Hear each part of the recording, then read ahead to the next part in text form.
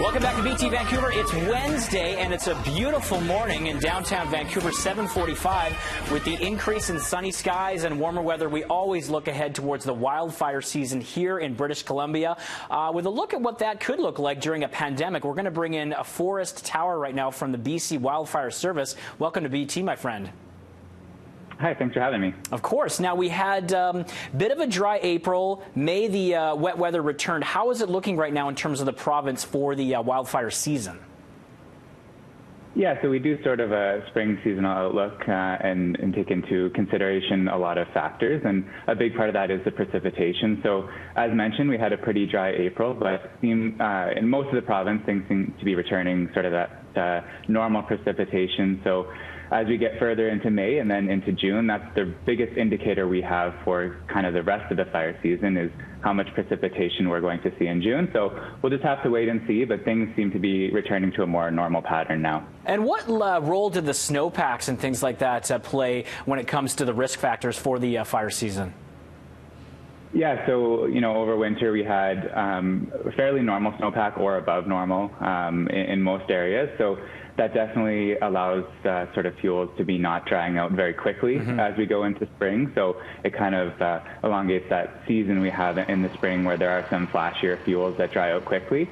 And so we've seen that in some areas that has definitely helped out with sort of prolonging that spring grass fire season, which we haven't really had so far. We're actually below our 10-year average in terms of fire starts this year. So things are looking pretty good so far. Okay, and what are the key areas of the province? I obviously think of the dry interior being particularly at risk. What areas of BC do you focus on and really keep an eye on when it comes to wildfire season?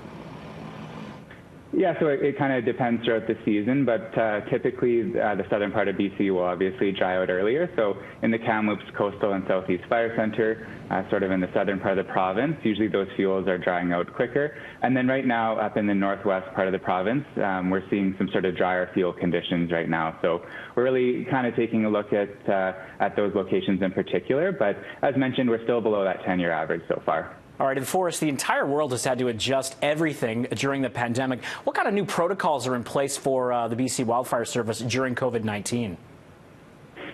Yeah, so we've had to put in some different protocols, obviously, with wildfire response.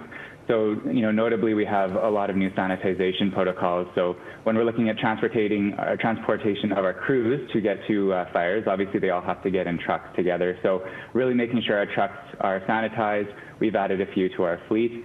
And then when we're looking at fire camps, we've moved away from sort of large ranger-style tents where there might be multiple people staying. And we're really trying to focus on getting them into single-person tents, moving away from sort of large congregations in terms of a fire camp and spreading that out as much as possible.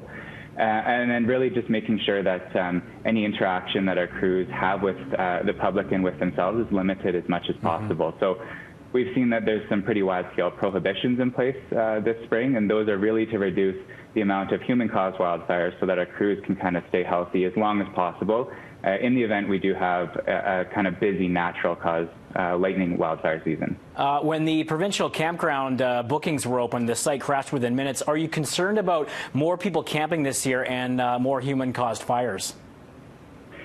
I think that typically we do see most people are responsible with campfire use. Obviously, that's a big thing that we emphasize is to make sure that you have water on hand, make sure you have a tool if you are going to have a campfire, and obviously make sure that you can have a campfire beforehand. So municipalities can put in their own bylaws, and so if you're camping in a provincial campground, that should be fine, but just make sure you double check before you do decide to have a campfire and make sure you take all those safety precautions, because if there ever was a time we really need to reduce the amount of human-caused wildfires this season, just due to the sort of response implications that COVID-19 has. Excellent information, Forrest. We thank you so much for your time this morning. Yeah, thanks for having me. All right, you take care. We'll put this online for all of our viewers. That's Forrest Tower from the BC Wildfire Service. Coming up, we'll talk